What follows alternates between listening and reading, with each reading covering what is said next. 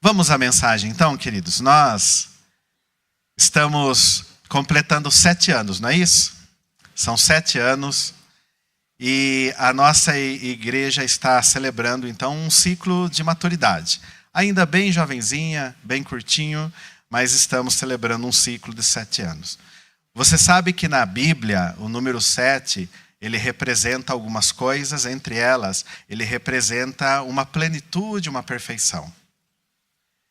Então, hoje, nós vamos soprar a velhinha de 7 anos. Viu, irmã Rita? 7 anos, vamos soprar a velhinha. Mas se, ao soprar essa velhinha de 7 anos, nós pudéssemos fazer um pedido muito especial, um pedido assim que viesse completar a igreja.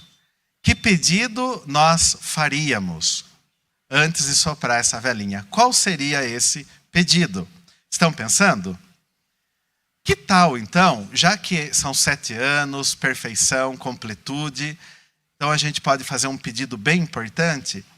Que tal nós pedirmos a maior de todas as virtudes? Vamos ser ousados, vamos pedir grande dessa vez, vamos pedir a maior das virtudes. Qual seria, então, essa maior virtude? Até onde eu compreendo, queridos da Escritura, a maior virtude é o amor. Podemos pedir o amor? Claro que sim. Mas você sabe que até pedindo o amor, nós podemos ser mais ousados ainda. Já é a maior das virtudes, que é o amor, mas nós podemos ser mais ousados ainda. Nós poderíamos pedir o maior dos amores, o amor maior. E aí, ouvindo de Jesus, certa vez ele disse: ninguém tem amor maior do que este, que dá a vida pelos seus amigos, pelos seus irmãos. Uau, tá ficando chique esse pedido, hein? Tá ficando bonito. Além de pedir a maior das virtudes, que é o amor, nós estamos pedindo o maior dos amores, que é aquele de dar a vida pelos seus amigos. Mas o que é que Jesus quis dizer com dar a vida pelos seus amigos?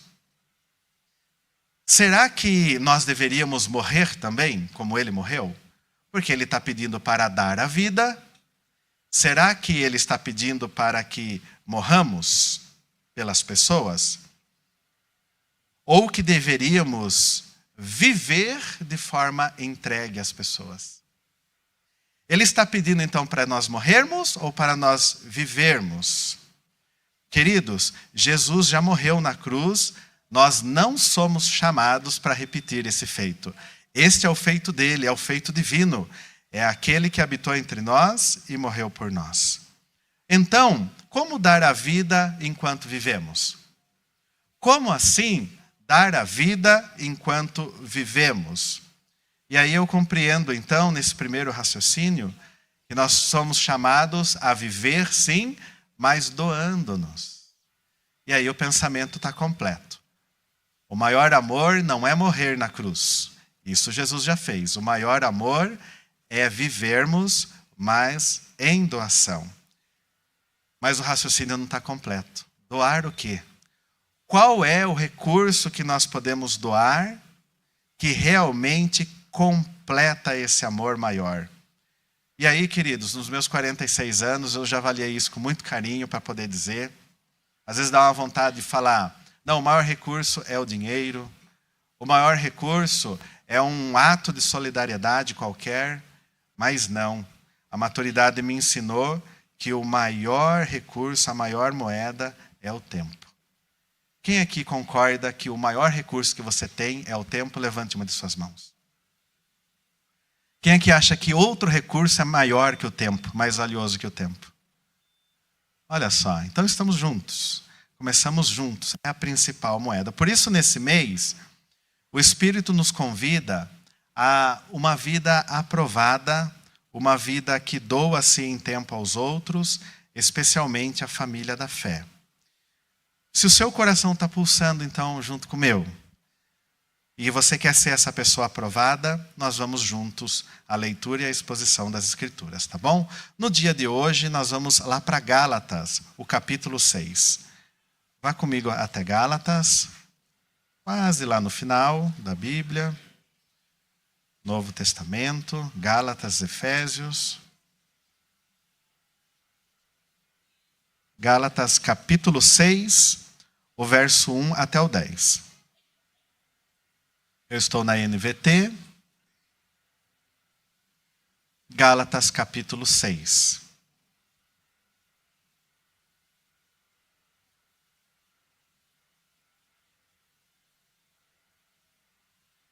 Estão encontrando? Gálatas capítulo 6, versos de 1 a 10.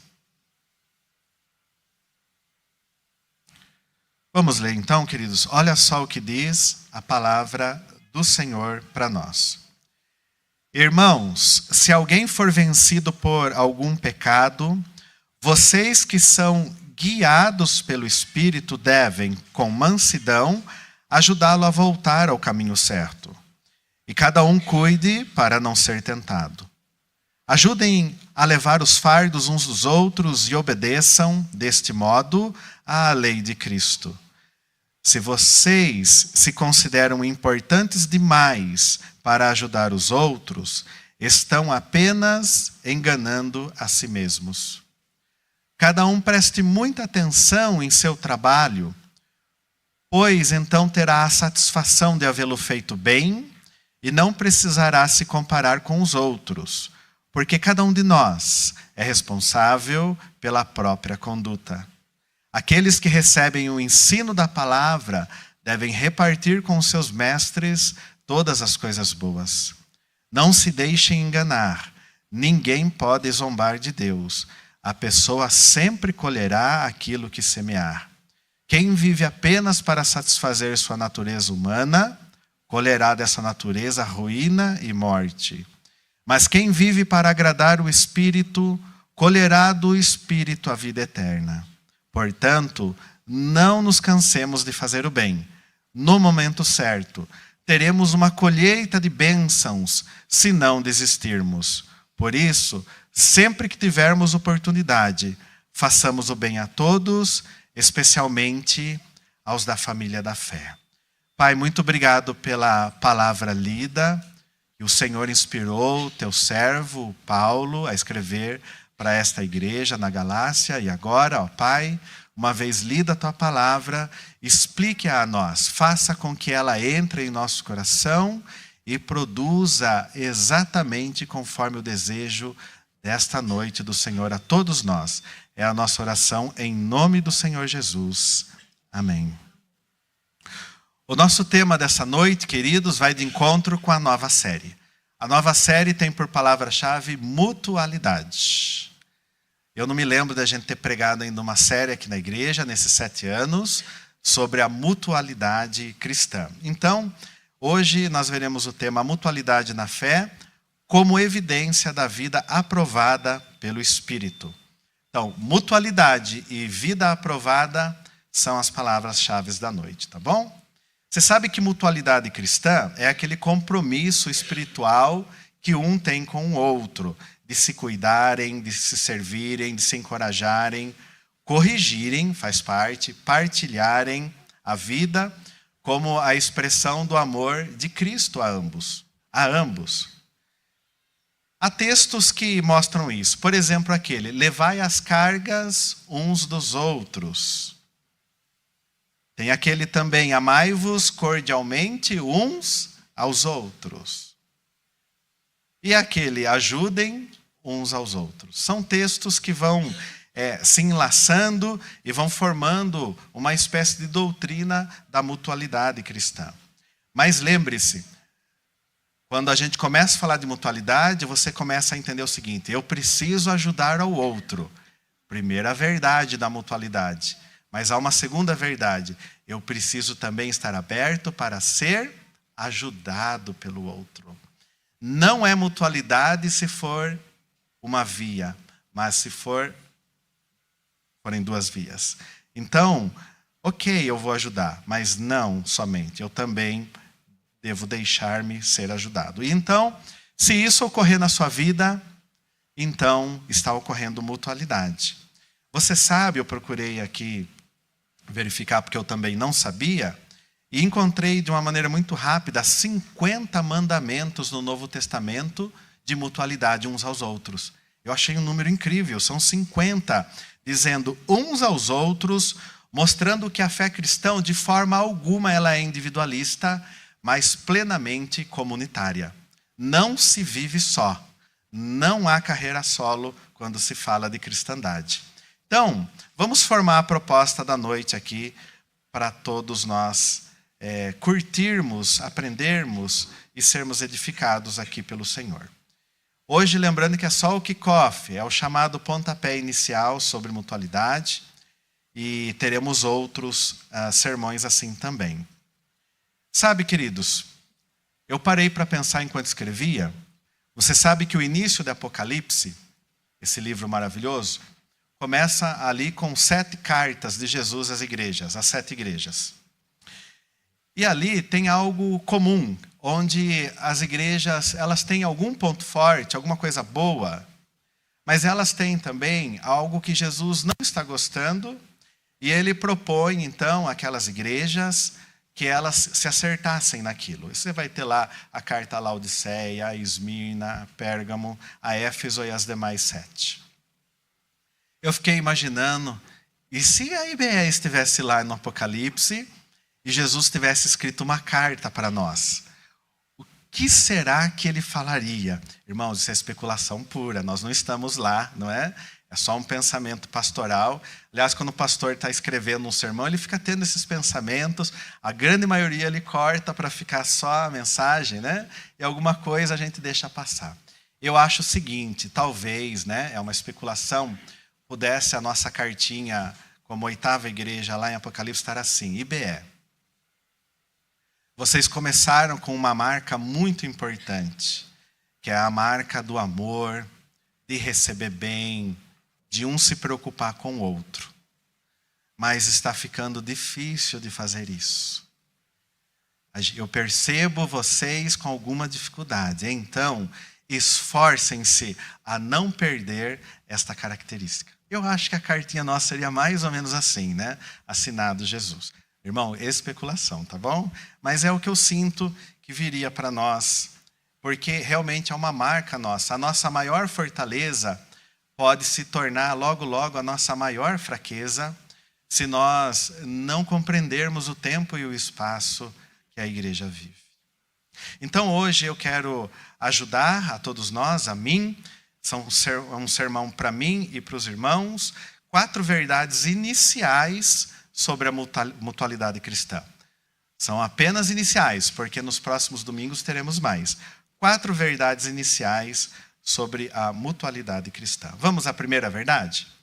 Primeira verdade sobre a mutualidade. A pessoa aprovada pelo Espírito é aquela que doa seu tempo aos irmãos. Vou repetir. A pessoa aprovada pelo Espírito, segundo o texto, é aquela que doa do seu tempo aos irmãos. Versos 1, 2, 6, 8 a 10. Como vimos na introdução, a maior demonstração de amor é o ato de doar tempo aos irmãos. Vamos pegar o exemplo de Afuá. Quem já foi para lá vai assinar comigo. Quem não foi tem que ir para assinar também. Nós poderíamos orar por eles. E isso já seria uma grande demonstração de amor. Paulo e a Pri, que estão assistindo, ficariam muito felizes ao saber que a igreja está orando. Seria amor? Seria. Nós poderíamos enviar boas, excelentes ofertas à missão. Seria amor? Seria amor.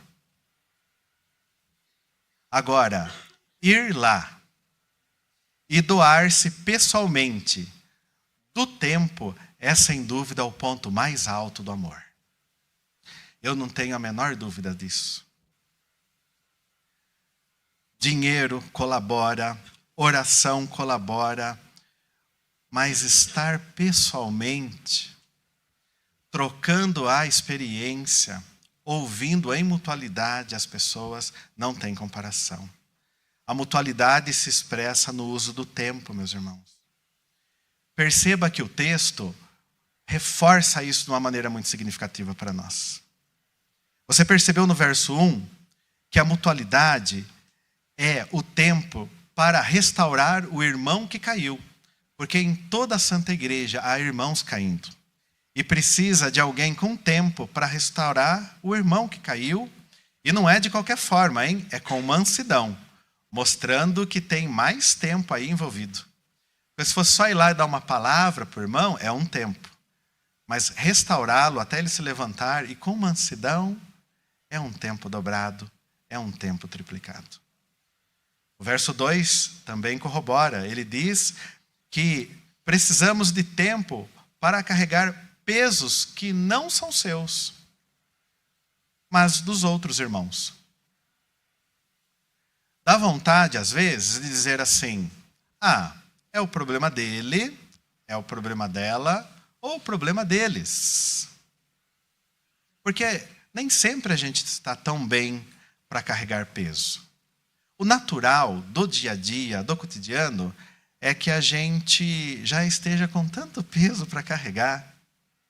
E tem que carregar ainda o peso de mais alguém? Será que eu dou conta? Será que ao ir lá e tentar carregar o peso do irmão, da irmã, eu não vou ter aqui uma contusão espiritual, uma contusão emocional?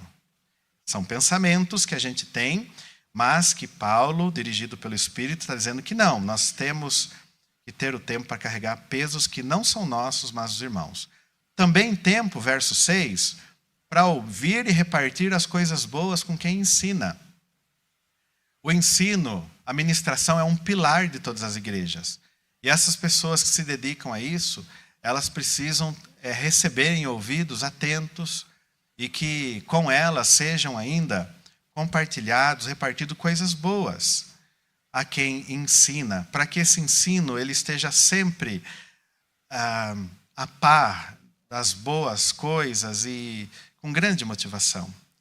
Também tempo para fazer o bem sem pausa, ainda que sem retorno imediato, verso 9.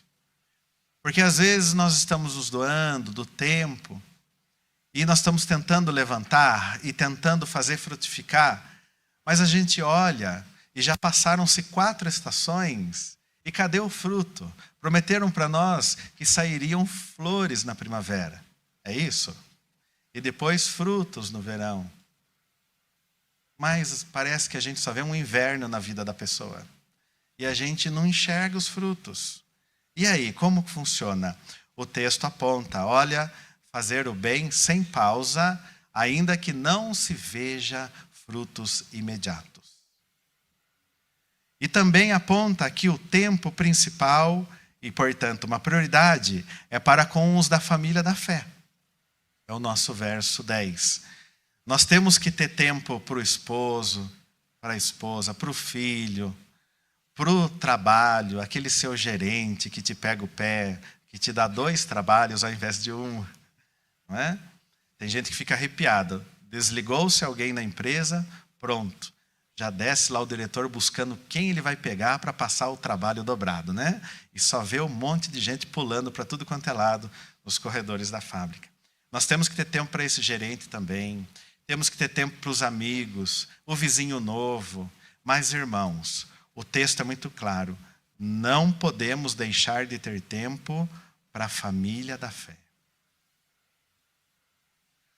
Todos que forem chamados por alguém da família da fé, pode até não ter o tempo imediatamente, mas precisaria de alguma forma se organizar para poder propiciar o tempo. Não tem sentido a gente não ter o tempo para os da família da fé. Ontem eu ouvi um testemunho incrível. Aliás, concordo com o irmão Danilo, concordo com a irmã Vivi. Que pedacinho de céu nós vivemos ontem. É incrível como esses dias são bonitos.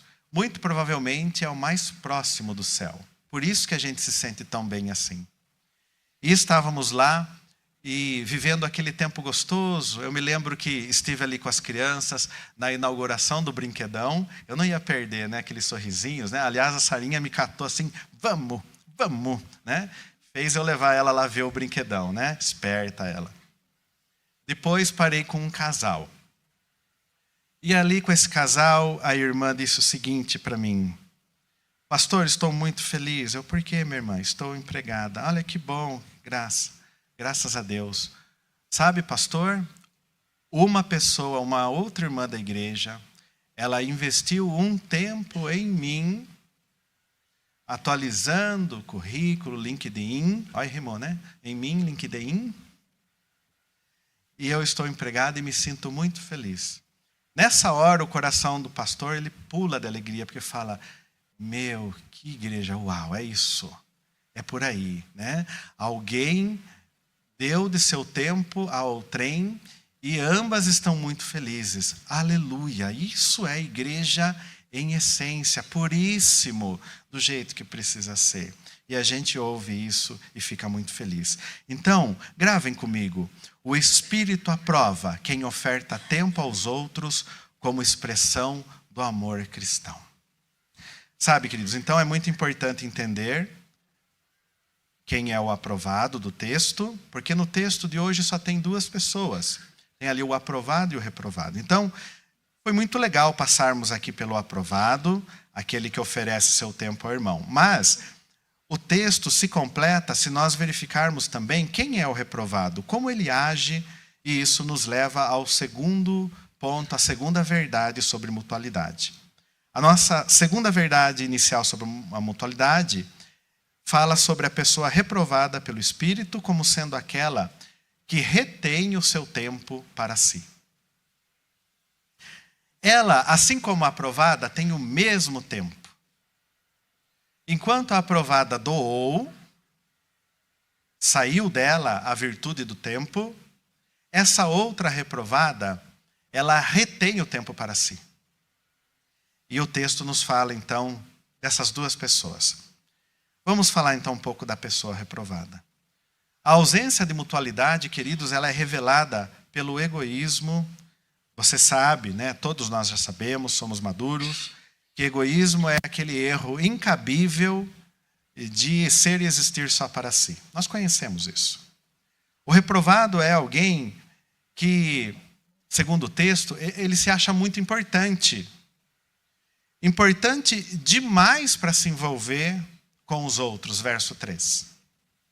Então veja que esse achar-se muito importante pode às vezes ser raiz do não envolvimento. Talvez pela condição monetária, ou eu tenho muito mais que eles, ou muito menos que eles, então eu não vou me envolver. Ou pela condição étnica, eu sou branco, não vou me envolver, eu sou negro, não vou me envolver, eu sou amarelo ou vermelho, não vou me envolver. Ou pela condição social, né? Eu ocupo um cargo muito importante, não vou me envolver, ou eu ocupo um cargo muito inferior, eu sou a ralé da sociedade, não vou me envolver. E etc, etc, e etc. O apóstolo Paulo, certa vez, escreveu em Romanos 12, não se considerem melhores do que realmente são. Antes sejam honestos em sua autoavaliação, medindo-se de acordo com a fé que Deus nos deu. Então a proposta aqui é, façamos essa autoavaliação de tempo em tempo e acredite, em muitas vezes você vai ter que furar a bexiguinha ali do seu balão para você descer novamente. Como a gente vai se enchendo, queridos, e de tempo em tempo temos que furar o balão para descermos novamente. Isso é muito importante. O reprovado é alguém que evita assumir a responsabilidade para ajudar, mas cobra outros, versos 4 e 5. A pessoa detecta que o outro está precisando, mas muito antes dela fazer alguma coisa, ela vai chamar outros para fazerem em seu lugar. E isso é uma coisa muito vista no dia a dia da igreja, né? O reprovado é alguém que vive para satisfazer a si mesmo. Ele planta para a carne, diz o texto, e colhe corrupção, é o nosso verso 8. Eu vou mexer com vocês agora. Preparados? Vai doer em mim, na carne aqui, mas vai doer em todos nós. Mas são verdades que precisam ser ditas.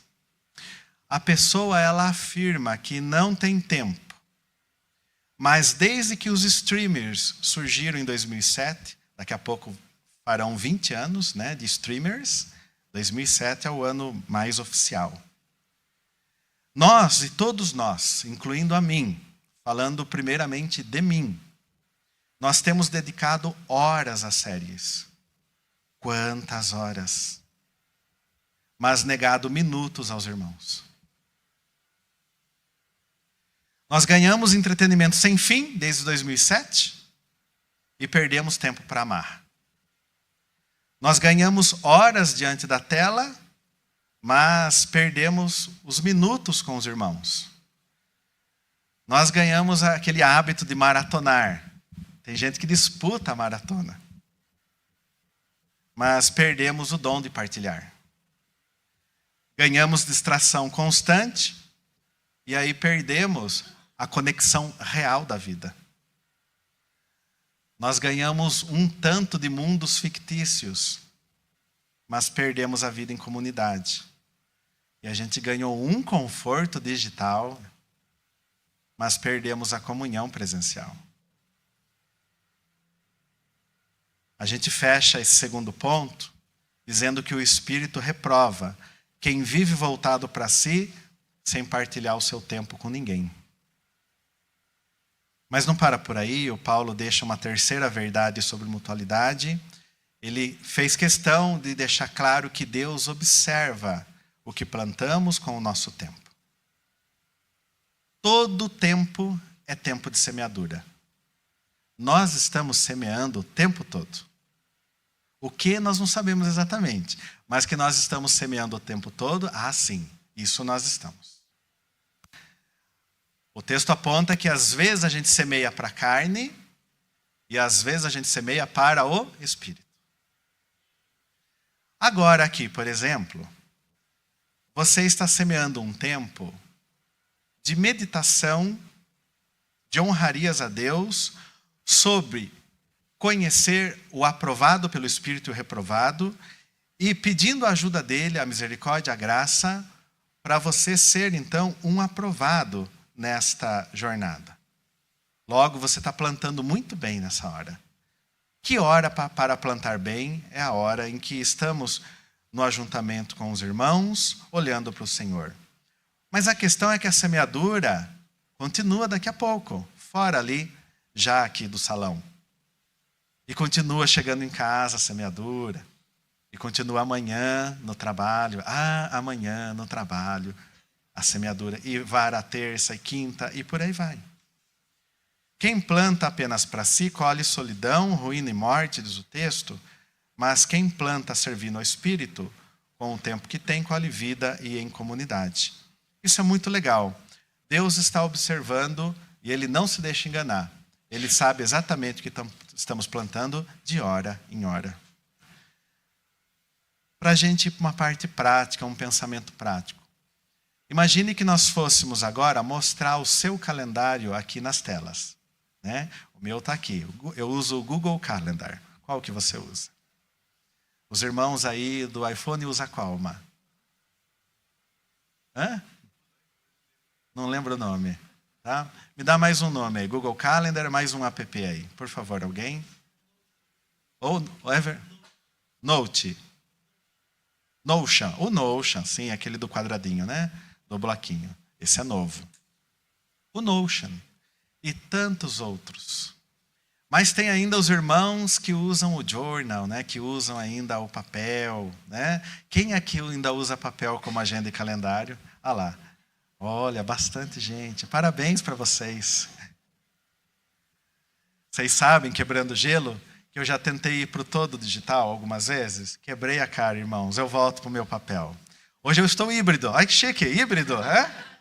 Eu tenho os dois. Né? Eu tenho tudo bonitinho aqui no tablet, mas eu tenho a minha folhinha da semana que se chama Battlefield. Olha que bonito, né? Isso aí. Como anda esse nosso calendário, esse nosso agendamento? Será que lá está bem dividido o seu tempo? Será que tem um desequilíbrio ali entre coisas que a gente nem deveria ter, mas tem. Coisas que deveria ter, mas não tem. Coisas que a gente deveria gastar um certo tempo, porque é importante, mas a gente gasta um tempo exponencial. E coisas que a gente deveria investir um tempo enorme, mas a gente dá só um minutinho para aquilo. Como será que está o nosso calendário? Certa vez um pastor pediu para uma irmã apresentar a sua agenda. E ela apresentou. E pasmem, em sua agenda não tinha nomes de pessoas, mas tinha apenas pronomes. Sabe quais eram os pronomes? Meu, minha, meus, minhas. Estava lá, o doguinho estava lá, meu doguinho. A minha ginástica, o meu trabalho, o meu estudo, as minhas compras e por aí vai. Então não tinha nome de gente, só tinha pronome, meu, minha, meus, minhas. Então o que é chave para nós? Deus observa o que plantamos com o nosso tempo. Isso é chave para nós. É nessa fé que a gente prossegue. E por fim, uma última verdade, a quarta, sobre a mutualidade. Deus pede para que nós não desistamos de usar o tempo para o bem, versos 9 a 10. Não pode ter desistência nesse processo, irmãos. Se hoje está tendo um desafio e você, assim como eu, está tomando um mata-leão do Senhor, né? Depois o Wesley faz o mata-leão aqui para nós, né? Se você, assim como eu, está tomando um mata-leão do Senhor, porque eu estou, é para mim essa mensagem. A esperança vem nos versos 9 e 10 dizendo: não desista de usar o seu tempo para o bem. Por vezes a pessoa está numa condição de não se doar em tempo, devido já ter sido mal compreendida. Ela tentou, mas foi mal compreendida. Ou ela tentou, mas ela foi rejeitada. Foi rejeitada pela outra parte. Ela foi, às vezes, passada para trás. Abusaram da boa fé dela. Isso acontece. Ou qualquer outra situação infeliz. Mas hoje, por favor, não desista. Não desista. Nós, como igreja, não podemos desistir nunca. Nós não somos a galo, mas a gente não desiste nunca, né? Não pode desistir. Saiba, sim, haverá cansaço. É um processo que cansa e sempre haverá. Haverá períodos grandes, sem frutos visíveis. Haverá. Você vai investir numa pessoa, as 4 estações se passaram, cadê o fruto? Ele não vem. Mas a promessa está aqui no texto: no tempo certo haverá colheita, meus irmãos. Eu já vi pessoas que, puxa vida, falavam inclusive para mim: desista já da pessoa, ela já não quer mais, você não está entendendo, hello, se liga. Eu falei: não, mais uma milhazinha com ela.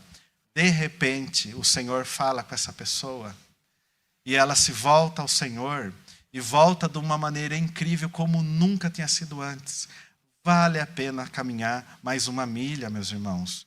O bem começa aqui na família da fé, com os irmãos, os pequenos grupos, os ministérios etários, as visitas, os lanchinhos, tudo isso faz parte, não é? É chave para nós. O tempo doado aos irmãos jamais é perdido, é investimento eterno. Ainda que você não veja o fruto na vida da pessoa que você está doando tempo, saiba, Jesus vai reconhecer isso e vai dizer: isso foi investimento, eu apreciei pessoalmente o seu tempo investido. Podemos concluir? Claro que sim. A marca de uma igreja madura é a mutualidade, eu não tenho a menor dúvida disso. A marca de uma igreja madura não é tanta coisa que a gente acha que é. Música excelente, mensagens excelentes. Sabe essas coisas de performance? Não é isso que é a igreja madura. Tem que ter o melhor louvor possível, a melhor mensagem possível. Tudo isso. Mas maturidade de uma igreja é a mutualidade. É quando alguém precisa e há quem chegue, e quando ela mesma precisa, ela se abre também para o relacionamento mútuo. Essa é uma grande marca. Por isso, como 7 anos agora, a gente tem que pedir ao Senhor, e essa é a nossa oração da noite. Dá-nos um coração aprovado pelo Espírito, ó Senhor, disposto a viver junto do ar-tempo e repartir a vida com os irmãos. Ficou muito claro na conclusão que quem vive pelo Espírito vive para o outro, mas quem pela carne vive, vive para si. Se você investe sua vida em você mesmo, vai apodrecer, mas se você investir no Espírito, vai florescer. Vamos ao final, eu convido a equipe para que esteja aqui. Nós vamos orar ao Senhor.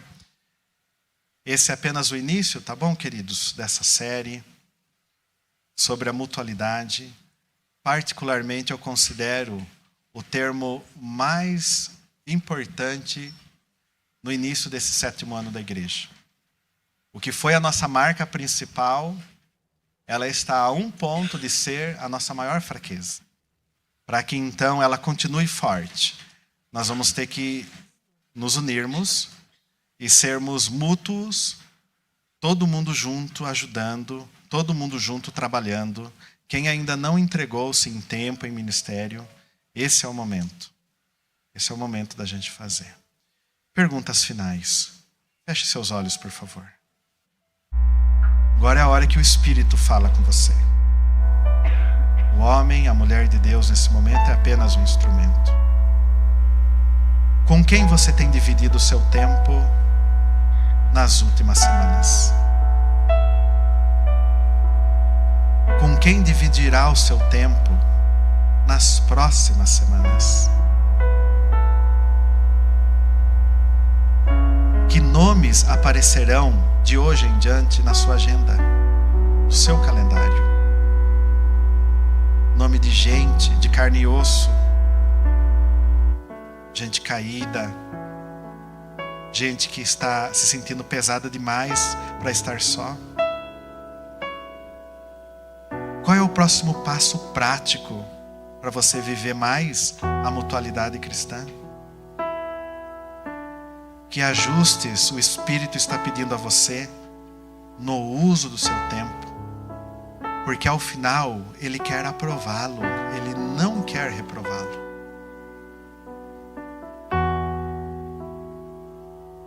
Saiba disso, o tempo que doamos revela quem somos. Pai, nós estamos completamente despidos diante do Senhor. Nós brincamos aqui de um mata-leão do Senhor, mas é verdade. Hoje o Senhor nos pegou. E como diz o teu servo, muito melhor é cair nas mãos do Senhor do que na mão dos homens. Pai, está muito claro que a nossa maior virtude até aqui pode se tornar o nosso maior problema. E então nós pedimos preventivamente, sendo iluminados pelo teu Espírito, que o Senhor aplique a mutualidade cristã cada vez mais forte na nossa igreja. Nós dizemos normalmente, não temos tempo. Mas essa fala por si só é falsa, porque todos temos o mesmo tempo. Mas como decidimos aplicar o tempo, aí é que está a diferença do aprovado e do reprovado pelo teu Espírito, em Gálatas 6. E obviamente, ó Pai, que não estamos aqui para sermos reprovados, mas que a partir de uma reprovação possamos ser iluminados, ajudados, conduzidos pelo teu Espírito à aprovação. Nos ajude nisso, Senhor, porque nós vamos precisar. Eu tenho certeza que o inimigo coloca toda a artilharia espiritual contra a mutualidade da igreja. Porque sem a mutualidade ela se torna algo como um clube ou algo similar. Mas quando nos aplicamos em amor, usando do maior dos recursos, como Jesus ensinou, então esta é uma igreja apostólica, espiritual, verdadeira. E é isso que nós pedimos gentilmente ao Senhor. Ajude cada um naquilo que ele precisa acertar diante de ti. E nos ajude no ajuntamento, no coletivo, a sermos uma igreja vibrante, um tempo disponível sim para ajudar o caído, o que está sobrecarregado. E que com isso, ó Pai, a igreja tua, que é esta, possa ter não só o 8º ano, mas o 14º, o 50º e assim por diante. Vida longa à igreja do Senhor Jesus, por meio desse pedido que fazemos hoje, o pedido da mutualidade. Nos dê esse presente, Senhor. É a nossa oração nesse início da série, agradecidos a Ti, em nome de Jesus. Queridos, vamos fazer mais uma oração aqui, já agradecendo pelo alimento que teremos, tá bom? E que seja uma festa muito bonita lá embaixo. Não vá embora de forma alguma. Se você for embora sem comer um pedaço de bolo, vai cair o dedo do seu pé. Vamos orar. Pai, muito obrigado, porque a festa é Tua. O Espírito que habita em nós pulsa nessa noite com alegria tremenda. Muito obrigado por 7 anos de vida em igreja que o Senhor nos deu. Quantas almas salvas, quantas almas restauradas. Muito obrigado por isso. Nós queremos Te louvar nessa noite, ó Pai, e dizer que nós reconhecemos que cada passo até aqui foi dado por Ti. O Senhor nos puxou a Ti mesmo e a igreja se movimentou. Muito obrigado por toda a direção, cuidado, carinho. Muito obrigado, ó Pai, por cada líder desta igreja. Gente que se doa a tempo e fora de tempo para servir ao Senhor. Os nossos irmãos que chamamos hoje em dia de voluntários, aqueles que, sem querer nada em troca, ó Pai, tão somente servem ao Senhor. Fazem isso como uma oferta agradável a Ti. É um culto pleno. Eu peço que hoje o Senhor, ó Pai, percorra cada coração dizendo: meu filho, eu vi tudo o que fizeste por mim e agradeço. Muito obrigado, Senhor, pela oportunidade de estarmos encantados em Ti. Louvado seja o Senhor. Nós Te amamos hoje com 7 anos e para todo sempre. É a nossa oração em nome de Jesus, pedindo que abençoes, ó Pai, o alimento, a bebida, que vamos saborear lá em comunhão, que nos faça muito bem. Muito obrigado pelas mãos que prepararam, por todos que serviram esse maravilhoso banquete a nós. Muito obrigado. É a nossa oração em nome de Jesus.